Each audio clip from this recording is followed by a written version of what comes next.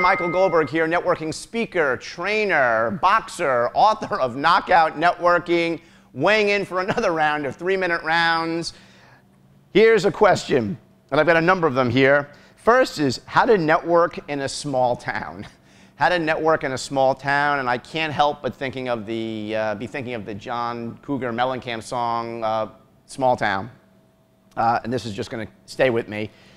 But how do I network in a small town?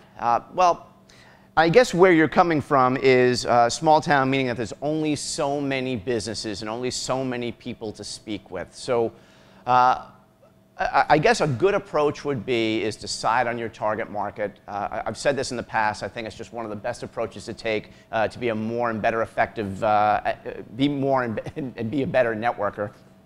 But if you're in a small town, you may want to cast a wider net and broaden that target market. So rather than being very, very specific about your marketplace, being in a small town, provided that you only want to network and do business in that small town, is that you want to widen that marketplace. So maybe instead of small retail businesses, maybe you're going to widen it to small businesses.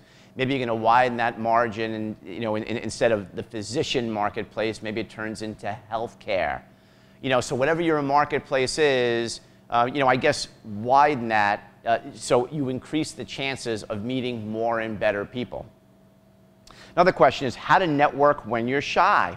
You do not need to be the most outgoing, extroverted, gregarious, life of the party person to be a great networker. In fact, I find some of the best networkers and business people tend to be more introspective, introverted, and even shy.